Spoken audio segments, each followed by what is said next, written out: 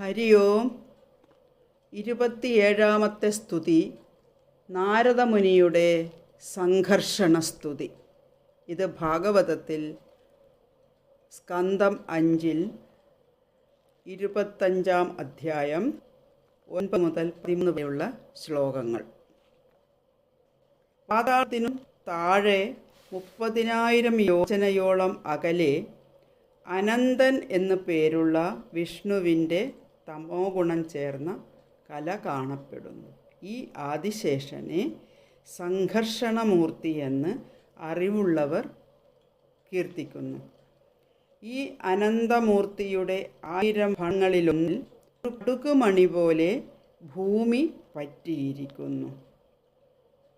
സീമാതീത ഗുണങ്ങളുള്ള അനന്തൻ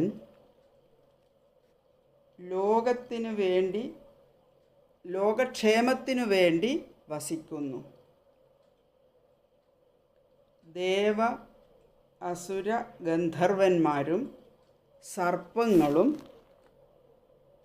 സിദ്ധവിദ്യാധരന്മാരും മുനികളും ധ്യാനിക്കുന്ന അനന്തമൂർത്തി നീലവസ്ത്രധാരിയും ഒരു കുണ്ടലം മാത്രം ധരിക്കുന്നവനും തൃക്കൈകൾ നെറ്റിയുടെ മുകളിൽ വെക്കുന്നവനും ഒരിക്കലും വാടാത്ത തുളസിമാല ധരിക്കുന്നവനുമായി വിലസുന്നു. ഈ ഭഗവാനായ അനന്തമൂർത്തിയെ ധ്യാനിക്കുന്നവരുടെ അനാദികാലമായുള്ള കർമ്മവാസനയാൽ ബന്ധിക്കപ്പെട്ടതും സത്വരജ തമോ ഗുണാത്മകവും അവിദ്യാകാരകവുമായ അഹങ്കാരഗ്രന്ഥി ഉടൻ നശിപ്പിക്കുന്നു. അനന്തൻ്റെ പാദപത്മത്തിൽ സർപ്പശ്രേഷ്ഠന്മാർ വീണു വണങ്ങുന്നു. ഈ ഭഗവാന്റെ വൈഭവം നാരദമുനി ബ്രഹ്മസഭയിൽ വെച്ച് തുമ്പുരു മുനിയോട് പ്രകീർത്തിച്ചു. ആ സ്തുതി നമ്മൾക്ക് കേൾക്കാം. സ്തുതി വായിക്കാം.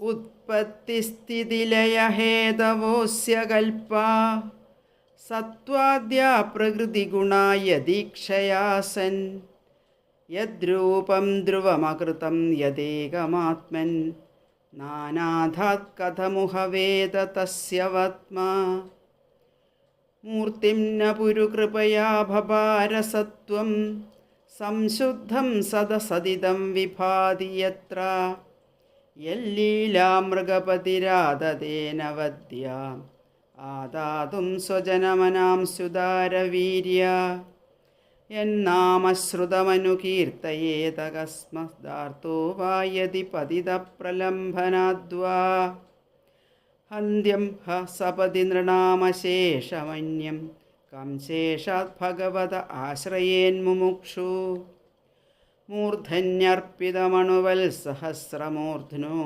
ഭൂഗോളം സഗിരിസരിൽ സമുദ്രസത്വം ആനന്ദ്യാദനിമിത വിക്രമസ്യ ഭൂമ്ന കോ വീര്യാണധിഗണയേൽ സഹസ്രജിഹ്വാ ഏവം പ്രഭാവോ ഭഗവാനനന്തോ ദുരന്തവീര്യോരുഗുണാനുഭാവ മൂലേ രസായാസ്ഥിത ആത്മതന്ത്രോ യോ ലീലയാഷ്മാം സ്ഥിതയേ ബിഭർത്തി.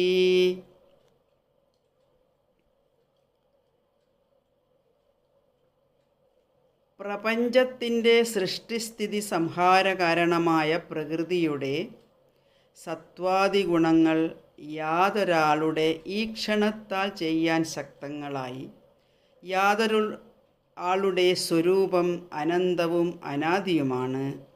ഏകമായ യാതൊന്ന് ആത്മാവിൽ തന്നെ ദ്വൈതപ്രപഞ്ചം സൃഷ്ടിച്ചു. ആ ഭഗവാന്റെ തത്വം എങ്ങനെ മനസ്സിലാക്കാൻ സാധിക്കും? കാര്യകാരണസ്വരൂപമായ ഈ പ്രപഞ്ചം എവിടെ പ്രകാശിക്കുന്നുവോ ആ സർവേശ്വരൻ നമ്മുടെ നേരെയുള്ള കാരുണാ അതിശയത്താൽ ജനമനസ്സിനെ ആകർഷിക്കാൻ ശുദ്ധ സത്വാത്മകമായ രൂപമെടുത്തുവോ?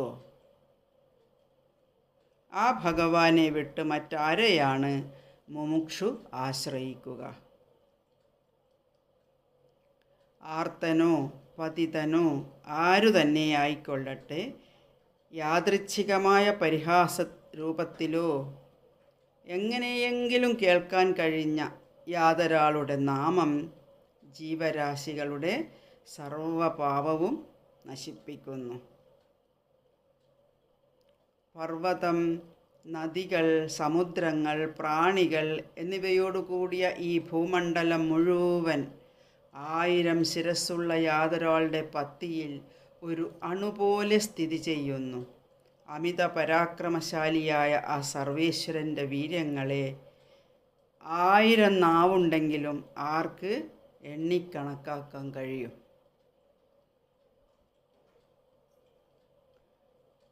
ഇങ്ങനെ അവസാനിക്കാത്ത വീര്യത്തോടും ഉത്കൃഷ്ട ഗുണങ്ങളോടും പ്രഭാവത്തോടും കൂടിയ ഭഗവാനായ ആദിശ്രേഷ്ഠൻ